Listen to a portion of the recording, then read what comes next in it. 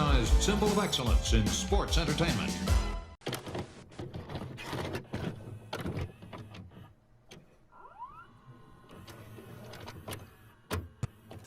As cold as a razor blade, as tight as a tourniquet, like the skin on a dying man.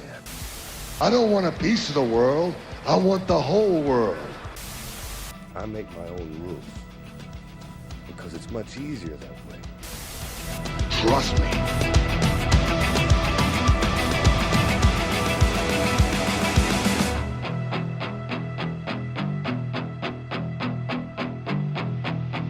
What's up, everybody? It's Marcus D'Angelo, and we are back for another episode of The Snake Pit. And of course, you know this man here. That is the Hall of Famer, master of the DDT, my personal hero, Jake the Snake Roberts. Jake, what's going on, man? Oh, it's all good, man. A happy New Year to everybody. I know I'm a week late, but so what? Hey, that's all right. Take what I give you.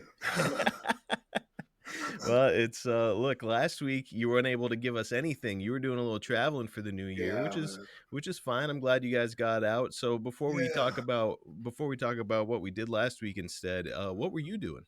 Oh man, I was tearing it up in Atlantic City, man. All right. Yeah. I mean, if you go to Atlantic City to see shows, forget about it. They only had one show going on, and it was the shits. Oh no, what was it? I don't know. I don't even remember the name of it. It was horrible. But anyway, that's all they had. Well, I take that back. They had a concert with Pitbull. Okay. I'm sorry, I'm not a Pitbull fan. Jake the Snake Roberts is not a Pitbull fan. No, I'm not. I hope it doesn't bother him. If it does, good. I'm glad. Well, the main event when you go to Atlantic City is the gambling. Jake, tell me you walked out of there with a pocket full of money. I did, but it was my own. So you didn't lose anything? Oh, yeah, I lost a couple of grand. Oh, shit. It happens. Strikes and gutters, dude. Hey, it was entertainment, man. That's the important thing. You had some fun out there. What a fun way to spend your new year. And what we did last week here on the show to celebrate the new year was we had a special guest fill in for you. And it was none other than a guy who credits you with being a massive, massive influence on his career. It's Tommy Dreamer. Well, I appreciate that, Tommy. Hopefully he didn't learn all my bad problems and bullshit that I got into, which I don't think he did. But I really appreciate him standing in for us, man. Thank you very much, Tommy. Man, he's a great guy, and like I said, I mean, he's like a wrestling historian when it comes to you and your career. Like he was throwing back to, you know, your Georgia and Mid-Atlantic days, and just like talking about like what you meant to him. He even said that, you know, when you pulled that angle with Dusty Rhodes, where you were Santa Claus, and whipped everybody into a frenzy, he was like, I hated Jake from that time until he was in Mid-South. And then after that, he was like, when I saw him in WWE, I was like, I just couldn't help but like the guy. All right. So I mean, Jake, it's got to feel good. Like a guy like Tommy Dreamer is such a legacy talent himself, and a guy who's made such a mark on wrestling. A guy like that, like, looks up to you as kind of like a mentor almost. Yeah, it's a great feeling for me. It really is. Speaks volumes about you, and we're gonna continue to tell your stories here on the show. And this week we're doing something really fun and interesting. It's Royal Rumble season, so we're winding the clock back 35 years to January 89 and your continued situation with Andre. So just to inform our listeners who may not know, I also do podcasts with Ted DiBiase and Hacksaw Jim Duggan. Thanks to our friend Jake here for making the connection. And it occurred to me that I have an opportunity to do something really kind of unique. All of you guys were at this event, participated, had your own little thing that you did here, and you've each got a unique perspective on it. So I thought, what if I got the story from all three of you inside of the same week? So it would probably be completely different stories from each one of us. that's kind of what I'm hoping for. So like the notes for all these shows are very similar. I already recorded my episode with Jim, so I might be able to use him for a reference on this. But look, if you guys listen to this and you hear it, check out Everybody's Got a Pod in the Hacksaw Hour to get the full story behind Royal Rumble 1989. So, Jake, with that out of the way, you ready to dig into these notes? Let's do it. Let's do it. So there's plenty going on since last we left off at Survivor Series 88. And we're going to start by looking at some of the stuff happening inside the company. Firstly, in December 88, the former sheep herders are gonna debut with the WWF as the Bushwhackers. Jake, had you ever spent any time around these guys during the sheep herder days? I had, and Okay. what a rough, tough, rumble tumble street fight guys they were. And when they came in and started doing all that stuff they were doing, I'm like, who the fuck is that? And why? And what are they fucking doing? And I thought it was just insane. But it got over. It Yep. got over big time. And hell, it added years to their careers, man, because their style was so rough, man, on the body. They were like street fighting completely, and it was rough on them.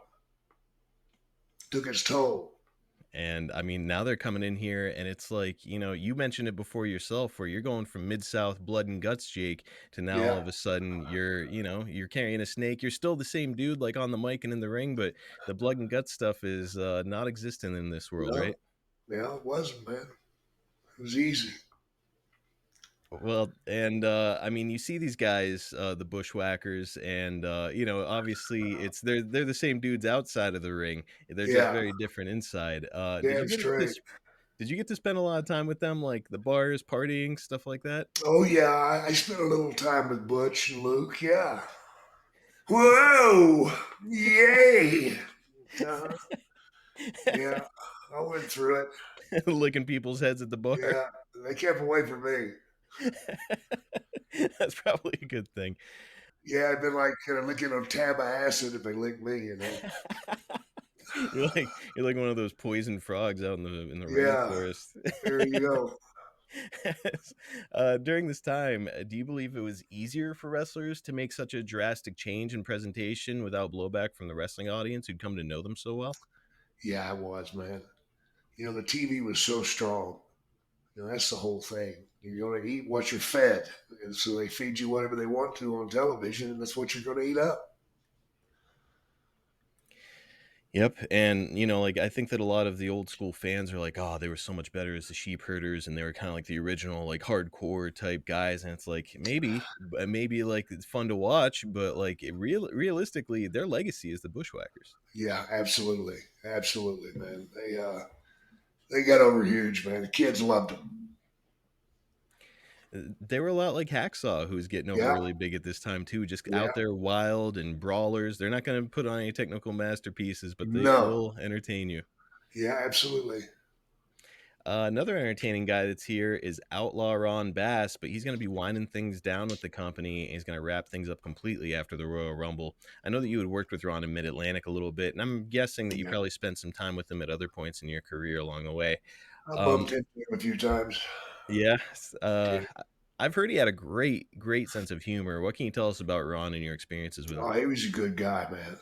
He was solid, good guy. Wouldn't hurt a flea. My type of guy. I like Ron too. Kind of an underrated star, and I think a dude who probably deserves a Hall of Fame nod. It would be nice. No question about it. Another guy on his way out the door here after the Rumble is Harley Race. As I mentioned on the last episode, he's just coming back from an injury and looking pretty good by all reports, but he's going to cite road fatigue working for Vince. As a reminder, we're talking about the former NWA traveling world champion Harley Yeah, Race, and he's saying that he's citing road fatigue with the yeah. WWF.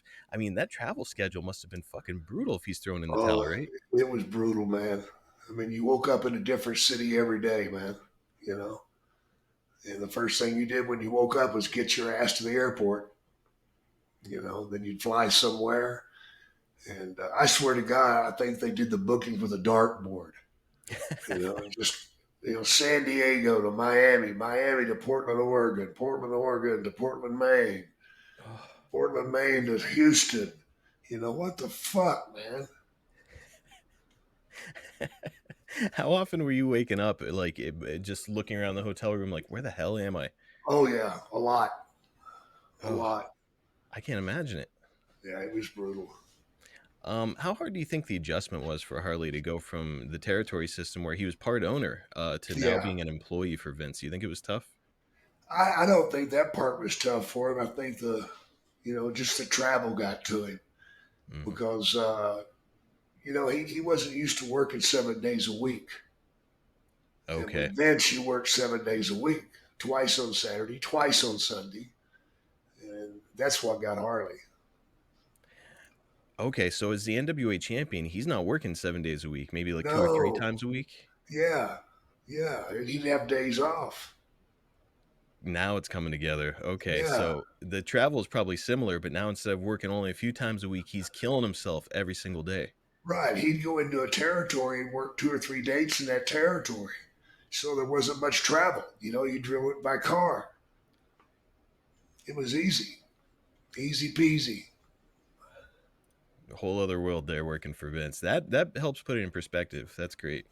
Um, Now, I'm just wondering while we're here talking about Harley, did you ever hear the story of Harley threatening to kill Hulk Hogan? No, I didn't. Okay, so apparently the WWF was stealing business from his territory when he was the head of Kansas City, and Yeah, allegedly he actually, I think he came into a locker room and threatened Hogan with a gun. or no shit. I'm gonna have to check back in on this story because I don't have the full thing here in the notes. But yeah, apparently I don't know why he decided to come after Hogan with a gun. Probably Vince was the better answer, but Yeah, I guess if you can't get to Vince, his top draw is a decent way to go. yeah. I mean, that would certainly change things up. Well, additionally, how close were you with Harley during this time? I know that you and he had a great relationship, back in, I think it was your Calgary days, right? Yeah, Calgary. Uh, I'd bump into him. We'd talk a little bit. That's about it. Did I he didn't ever hang with him. did he ever like voice his opinion on this new presentation in wrestling? Because it is light and or night and day from what he was doing previously in his Oh career. yeah, yeah.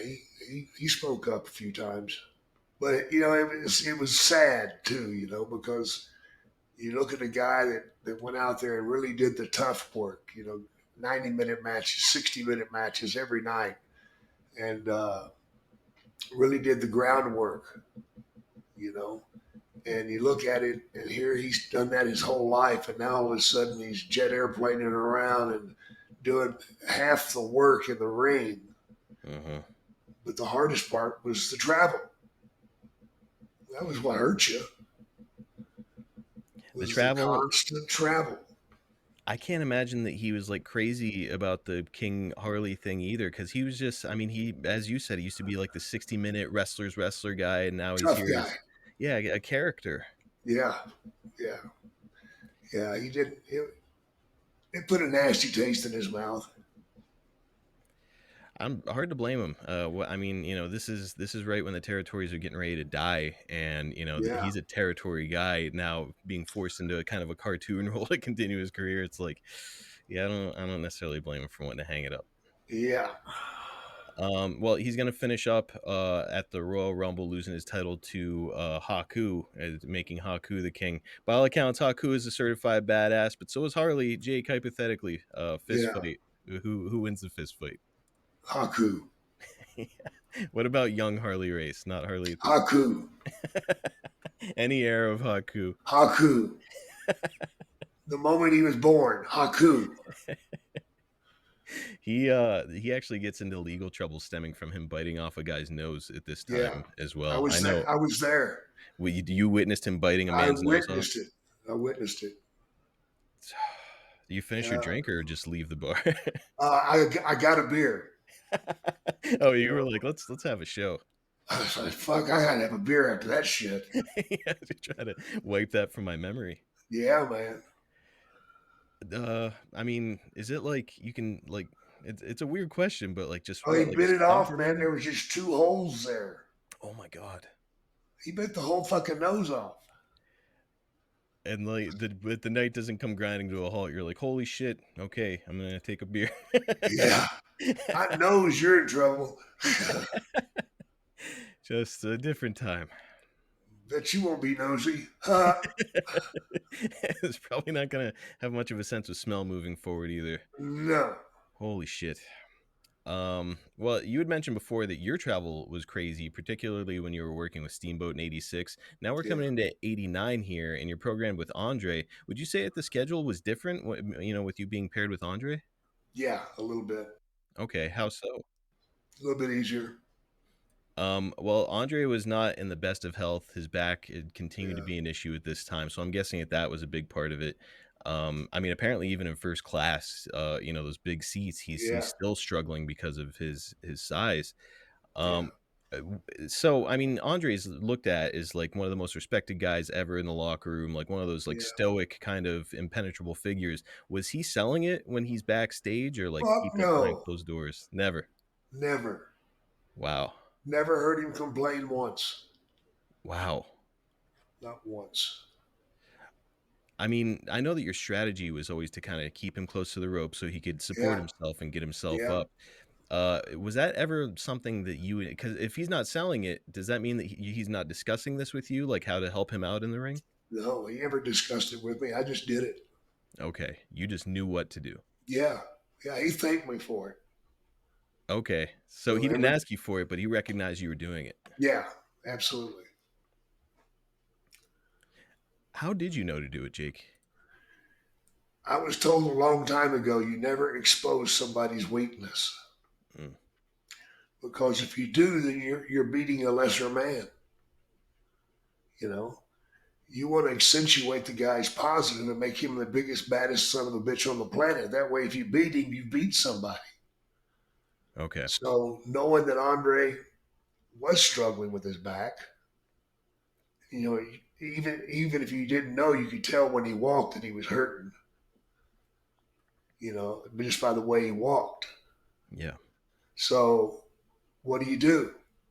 You don't do shit that'll fucking make him bend over, get down on his knees, get him back up. Giants don't need to do that shit anyway. That's true. You should be the one who's doing like all of the bumping around the ring, right? Fuck yeah, man. And you at this time, as we mentioned before, you're getting ready to go to neck surgery here later Yeah, this same year. So like yeah. you're not exactly in the best of health either, but No, I you're was hurting. you're doing what you need to do to make sure that these matches come off right. Yeah, So I've heard about guys in these days going town to town doing essentially the same exact match night after night because it's this yeah. is before the internet, so it's you can get away Right. with that stuff. Is that what you and Andre were doing, or did you have variations? We had variations. We'd just Oh, go out there and just do whatever we came up with. You know, I knew two or three things that he liked to do, so I'd put myself in position for them. Sometimes he'd do them, sometimes he wouldn't. okay, so it's like kind of just feeling out the audience and Yeah, depending on the mood that Andre is in, I'm guessing. exactly. How much vodka was in the tank? I'm guessing that would probably influence things a little bit. Yeah, A guy who's going to retire here in 1988 and then make his return by the end of the year is Big John Studd. And Bruce Pritchard has said that Studd maybe didn't realize that when you take yourself out of the game, you stop making money, which is a pretty funny quote from Bruce. yeah, Studd is, of course, going to be the guest ref for your match with Andre at WrestleMania, and he's going to work right. with Andre after you. Yeah. So I've heard that he's a guy whose heart really was not in the business. What can you tell us about John? John was a good guy, man, and Andre hated him. Why? So he would beat the fuck out of John. Well, on an interview one time, Stud called Andre nothing but a circus freak, Oh boy. and that didn't sit well with Andre. So he would go out and toss Big John Stud around. Yeah, John Studd, who's what, 7'1", yeah, 450, and just a toss him plaything. around. Oh my god, just a plaything to a guy like Andre. Yeah, yeah, it was hard to watch, man, because it was painful. you know, Was that like prior to this that they had issues, or going into this program? it was prior. Oh man. Okay, so now Stud's getting paired with him again. He's probably like, shit. Oh yeah, he was fucking dreading it. Hard to blame him. But Andre wanted him, so that was that. Okay, so Andre wasn't finished with him quite yet. Exactly. Well, John is returning here to a big push, and he's going to win the Royal Rumble here in '89. In your mind, was it pushing a little bit too hard to put a guy like Stud in that position, or was he the right guy for the spot at this time? I think he was the right guy at the time. They wanted to put him with Andre, so you got to do it, man. You got to give him something to chew on. Did you feel like Stud was a guy who like maybe had more potential he didn't get to reach, or did I mean was I what you think saw they. what you got? I think he's what you saw is what you got. Okay. John wasn't lightning quick thinker. He wasn't real sharp. He was the dullest knife in the drawer, like a butter knife. Like a big guy, he's coming in a big scary package, but just maybe not quite the Yeah, right mind for the business. yeah, he wasn't a gorilla. Thank God he wasn't. He'd been killing people. But Imagine a guy like that being aggressive. Yeah, he'd be oh scary. fuck, yeah, he'd be scary. Well, as I mentioned, and we talked about here a little bit, I mean, the travel's crazy, and you're working your ass off at this time because if you don't work, obviously you don't get paid, as Bruce pointed out. Yeah, it's So, funny. so weird how that works, just like a normal job. Uh, Unbelievable. so at this time, Jake, are you sending money home to Cheryl and allowing her to manage it? Or are you just trying to strike some kind of a budget of your own on the road, or how are you keeping track of everything? I'm not keeping track of shit. No. Cheryl was taking care of everything. So I you just mean, send home the yeah. checks and handle it. Well, they went straight to the house. Got to. Checks went straight to the house, and I'd be gone for a month and 2 months at a time. Oh man, I mean, brutal, especially when you consider that not everything is being paid for by the WWF. You were paying for your own rental cars and hotels, right? Yeah, absolutely. How much do you think you would spend in a calendar year on just hotels and rental cars? I haven't calculated that up, but you might as well figure $100 a night for a hotel and 60 for a rental car back then. Oh my God. So 160 every day. Man, that is a lot of money going out the Oh window. yeah, Did you always try to get, or did you try to get a particular type of rental car, or were you just taking yeah. whatever was cheapest? No, I spent money on a rental car. Okay, so what was your car of choice? Lincoln Okay, something big. town car. Yeah, if I've got to travel, I want something that's comfortable. And speaking of being comfortable, how about the hotels? Are you roughing it, or are you saying, hey, I'm making enough money to stay Marriott's, in a good spot? Okay, so Marriott's. a decent enough spot. Yeah, I just spoke to Ted about travel recently on our show, and he revealed the guy who he thought was the biggest cheapskate ever in wrestling. Before I tell you who he said, I have to ask you, who is the biggest cheapskate or most frugal guy ever? Macho, That's what he said too. Macho Man. What did you see with Savage? He wouldn't even get a hotel. He'd go to the airport and sleep. Ted was like, yeah, he would sleep at the airport, as you said, Yeah, or he said like you would also sometimes see him sleeping in a rental car, and I was like, oh man, Savage in a rental car. He was like, yeah, with Liz, and I'm like, wait a yeah, minute, he's forcing his yeah, wife to sleep in a car. yeah. That is Crazy. next level frugal. Yeah, that's just fucking insane.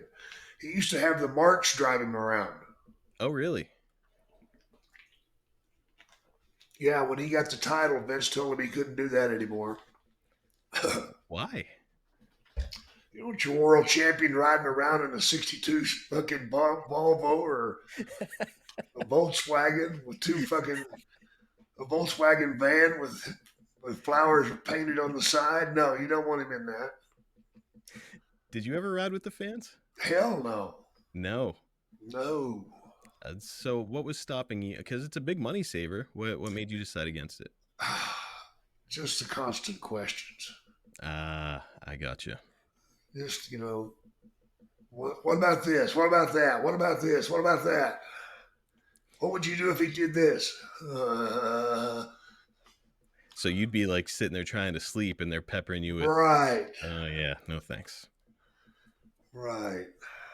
Well, at this time, the WWF is running 3 towns a night. Hogan and Bossman are working on top of the A card. Macho is working with just essentially whoever on the B shows. And yourself and Andre are headlining C towns such as Bristol, Tennessee, Oklahoma City, Pensacola, Portland. Yeah. Andre's a massive star, and you've become a household name yourself by this point in your career as Yeah. well. So even though these were C towns, was it a good audience? Were you drawing a Oh big yeah. crowd? Oh yeah. Did I real mean, well. I mean, you see Jake the Snake and Andre are coming to your town. I can't imagine a lot of people not going to that. Oh yeah, Payoffs on C Towns, good. fair. It's weird because you're working on top against fucking the eighth wonder of the world, Andre. Yeah, So it's like, okay, in theory, it should be good money. However, it is a smaller town, so you make good money.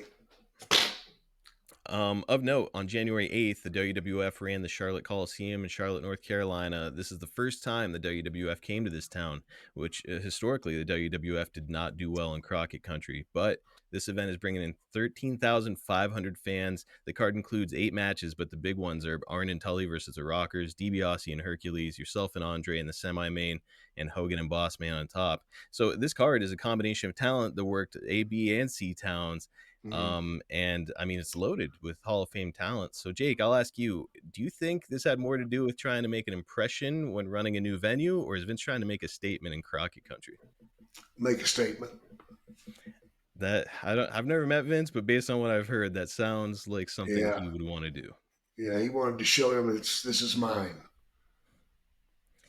Well, speaking of Vince trying to one up the Crockett's, the Royal Rumble was an event created by Pat Patterson, and this is the second installment. As a reminder to our listeners, the Rumble was created to directly compete against Jim Crockett Promotions' Bunkhouse Stampede pay-per-view because Vince wanted to be the king of pay-per-view, and he essentially threatened the pay-per-view providers by saying, if you carry theirs and don't carry mine, you won't get WrestleMania 4. After a massive WrestleMania 3, these pay-per-view providers are like, oh yeah, whatever you want, sure. Yeah. So Vince is like strong arming people. And, Jake, I'm wondering, you're a smart businessman, but you're also a guy who grew up in the territory system. So, Mm. I've heard a lot of folks say that competition is a good thing in wrestling. How did you think, or what did you feel about these sabotage tactics? I just showed me what a vicious son of a bitch Vince was. Yeah. I mean, it tells you a lot about the man, and his intentions. And his intentions was to crush everyone, everyone. So he had the only game in town. And that's what he did. I mean, yes, it's competition. Yep, you're running a business, and these are business competitors. But this is, these it's a family-owned operation. Both of them are, Yeah, and you're essentially like, trying to bankrupt these people. yeah. So pretty brutal. I mean, if it's you running a territory, do you think you'd be satisfied just being in a territory, or are you looking to dominate the way that Vince is?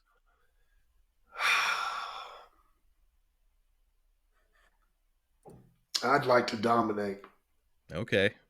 but I would welcome some type of competition because I think competition is good for everybody. Hell yeah. You know, I think a second wrestling company is great. It's great for the talent and it's box office. Forces everybody to up their game. Damn straight.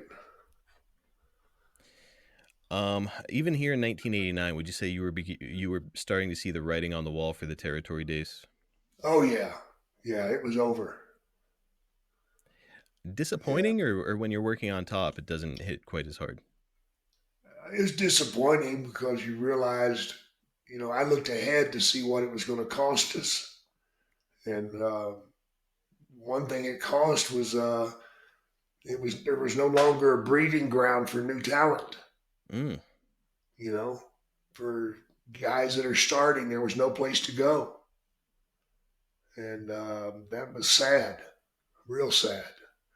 And I think a few years later, we all paid for that.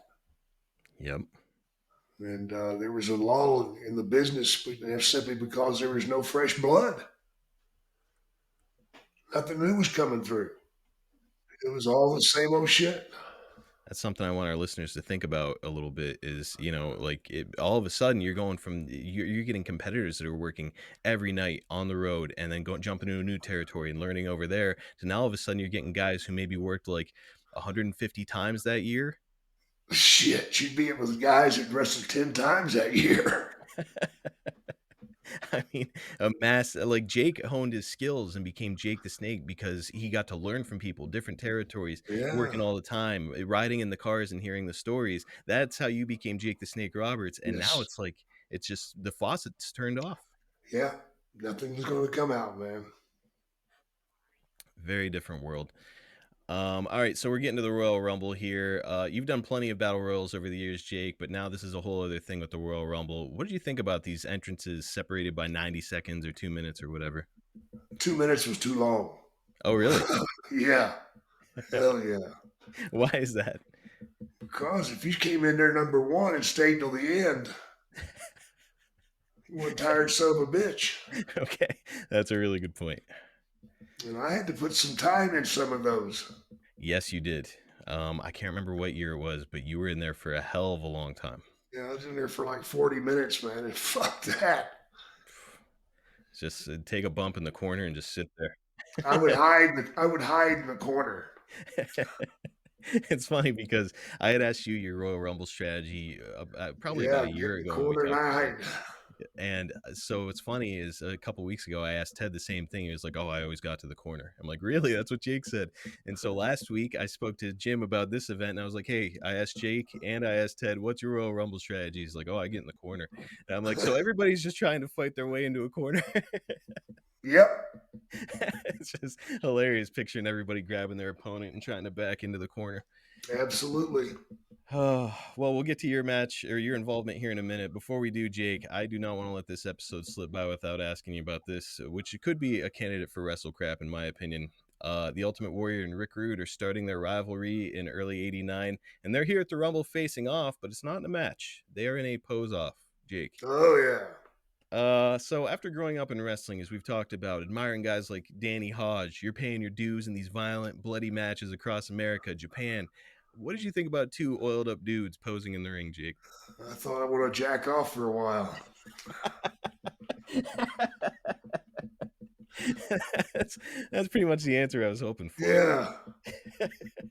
What the fuck?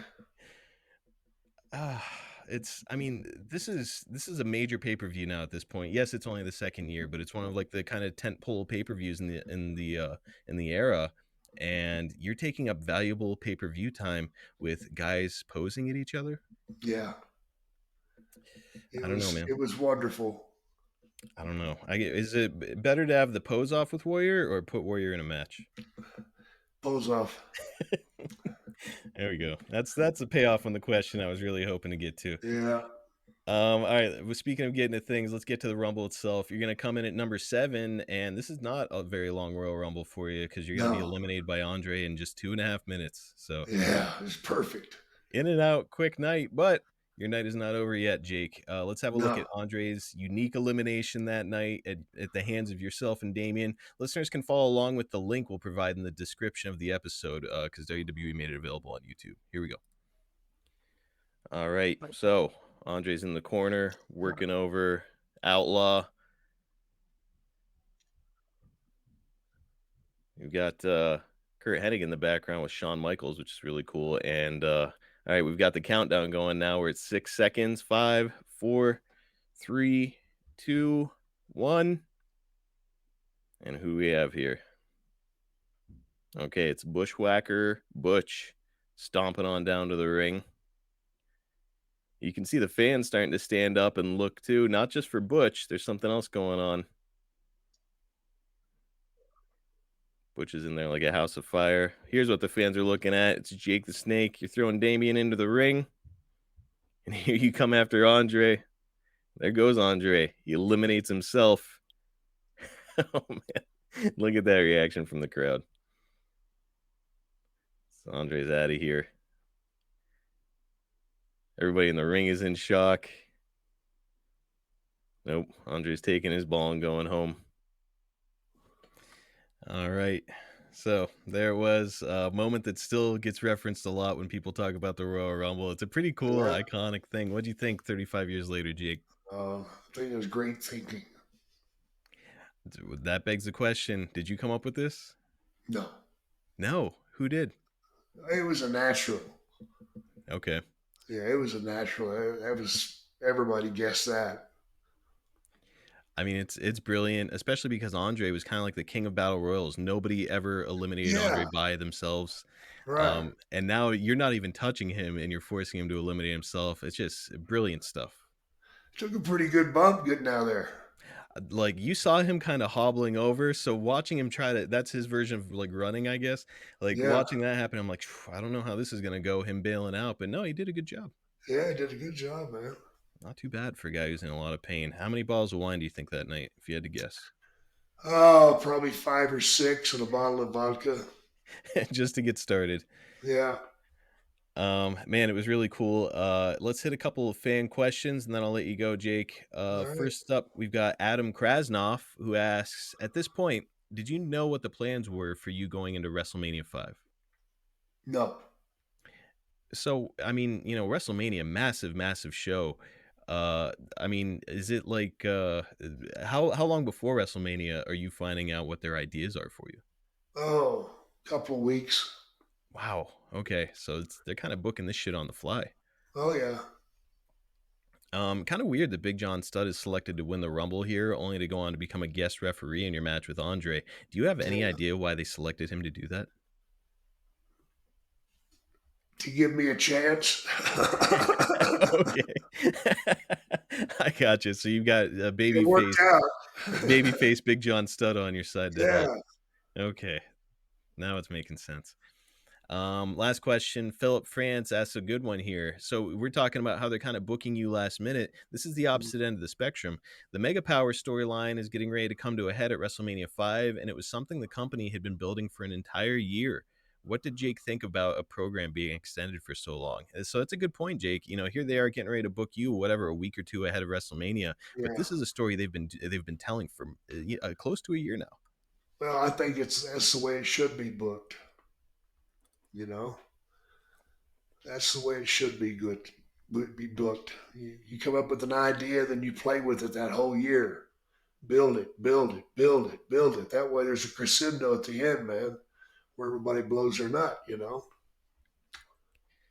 The Mega Powers explode. That's Um, it. so you and I have talked about your favorite angles involving you. So this Mega Power storyline, a lot of fans, even to this day, will say it's the greatest storyline ever in wrestling because they extended it for so long. Objectively, Jake, what not involving you, what would you say is the greatest wrestling storyline you've ever seen? Oh God, man, there's way too many of them, man. I Too won't even many to come up try. with.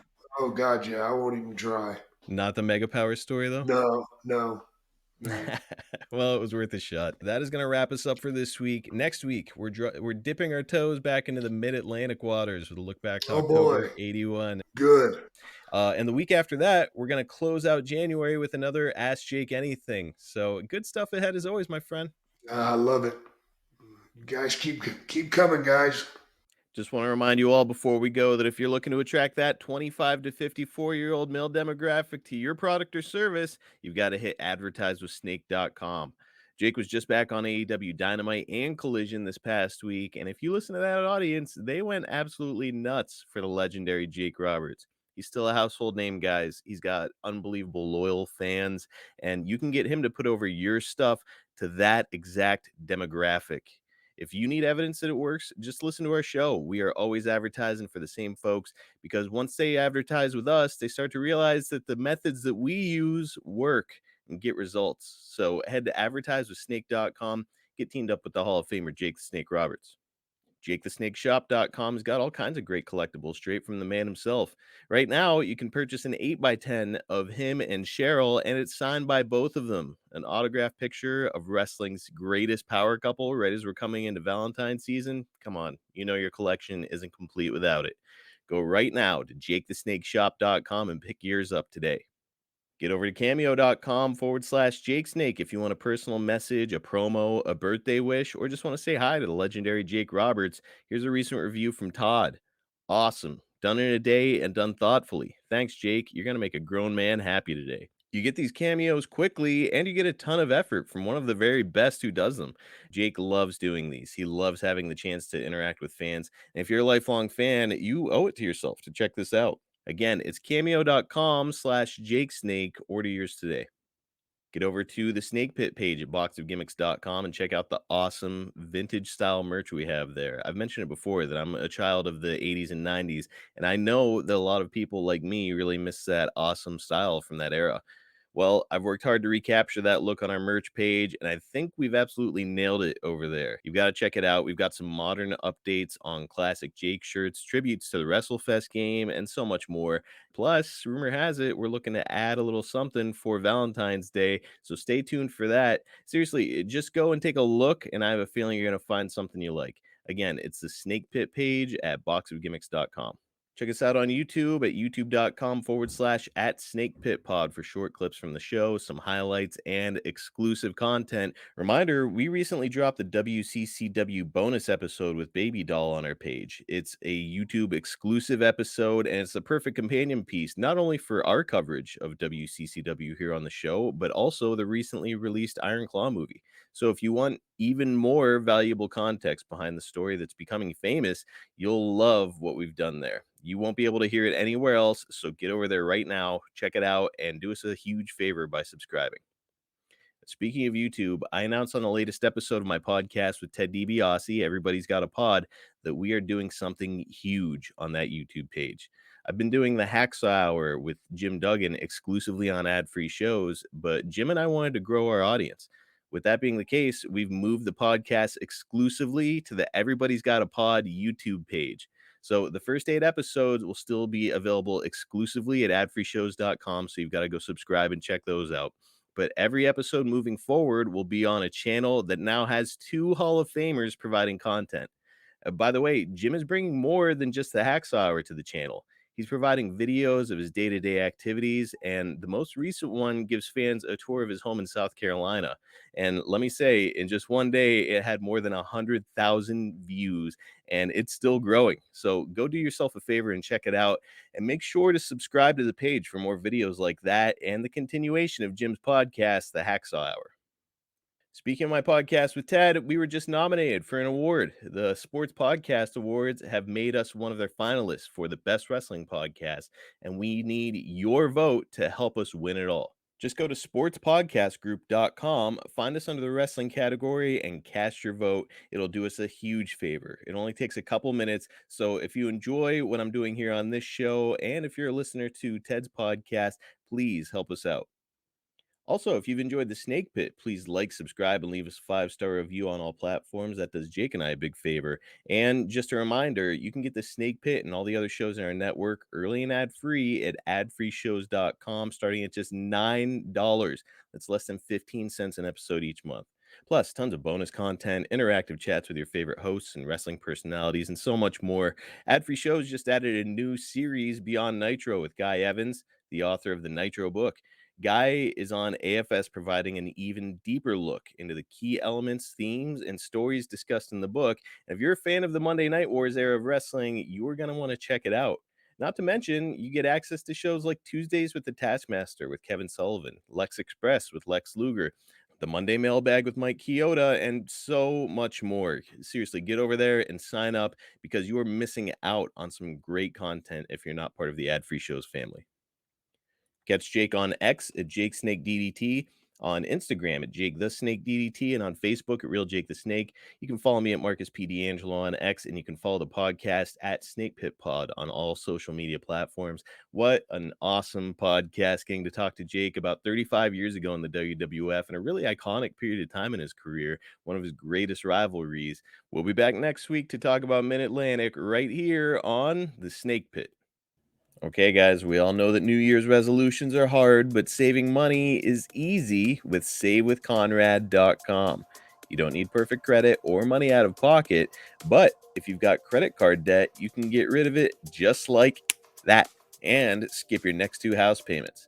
That's right, no payments until April at SaveWithConrad.com. The team at Save with Conrad are routinely helping families just like yours save $5, $6, $7, even $800 per month. Find out how much money you can save for free at SaveWithConrad.com. NMLS number 32416, equal housing lender. That's SaveWithConrad.com.